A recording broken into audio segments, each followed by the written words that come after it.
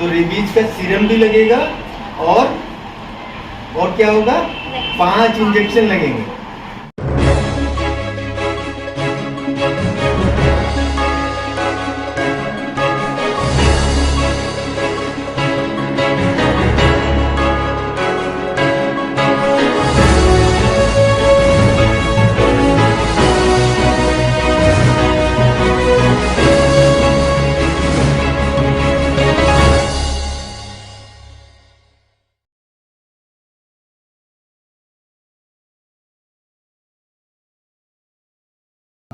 गाजियाबाद शहर के जाने माने चिकित्सक डॉक्टर बीपी त्यागी जानलेवा बीमारी रेबीज को लेकर जागरूकता अभियान चला रहे हैं। इसी अभियान के तहत स्कूलों में जाकर बच्चों को एक अध्यापक की तरह उन्हें इस रोग के बारे में विस्तार से बताते हैं।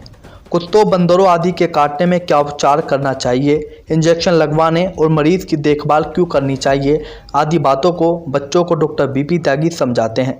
अपने इसी अभियान के तहत डॉक्टर बीपी त्यागी गांव मोटी के सरकारी स्कूल में पहुंचे तो वहां उन्होंने देखा 2 छात्राएं नल के नीचे बर्तन धो रही थी। उनसे जब पूछा गया कि किसके लिए बर्तन धो रही थी तो उन्होंने बताया अध्यापिकाओं के लिए।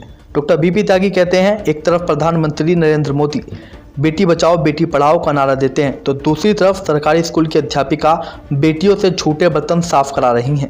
डॉक्टर बीपी त्यागी ने 8वीं कक्षा के बच्चों को रेबीज से बचने के लिए सारे मंत्र बताए। यहाँ भी दूसरे स्कूल की तरह बच्चों ने रेबीज के 3 या 4 इंजेक्शन लगने की बात बताई। इसका मतलब पूरा शेड्यूल नहीं लग रहा है। देखिए जितने भी यहाँ गाजियाबाद और गाजियाबाद के आसपास के सरकारी स्कूल हैं उनमें हम एक प्रोग्राम चला रहे हैं जो ये होता है बंदर कुत्ता काटने से जो बीमारी होती है रेबीज, उसकी अवेयरनेस उसके लिए जब हम स्कूल में एंटर करते हैं तो वहाँ 2 बच्चियाँ हमें चाय के बर्तन धोते हुए मिलती हैं।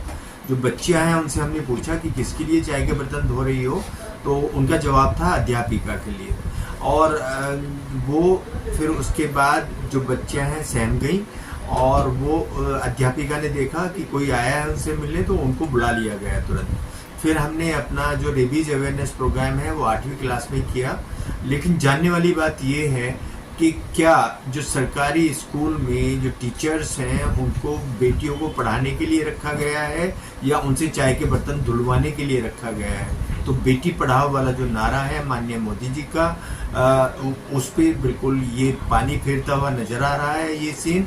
और मैं हर स्कूल में एक बार रोज जाऊंगा, पूरे गाजियाबाद के सरकारी स्कूलों को देखूंगा और अगर कहीं भी मुझे कोई भी कमी मिलेगी तो उसको उजागर किया जाए। जी सर, जब आपने छात्राओं को बर्तन धोते चाय बनाते देखा अध्यापिकाओं के लिए, तो क्या आपने अध्यापिका से इस मामले को लेकर बात की, वहाँ के जो प्रधानाचार्य हैं उनसे बात की? हाँ, हमने उनसे बात की, उनको बताया कि यहाँ बच्चे बर्तन धोने के लिए नहीं आते हैं, यहाँ बच्चे पढ़ने के लिए आते हैं। तो उनका जवाब ये था कि जब मिड डे मील होता है तो अपने बर्तन भी तो धोते हैं।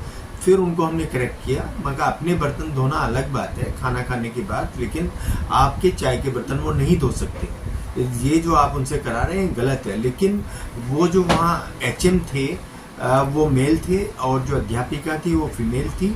उनसे ज़्यादा हमने इसलिए बहस नहीं किया कि वो सरकारी वो है टीचर हैं तो अननेसेसरी 144 लगा है और हम नहीं चाहते हैं कि सरकारी काम में कोई बाधा हो।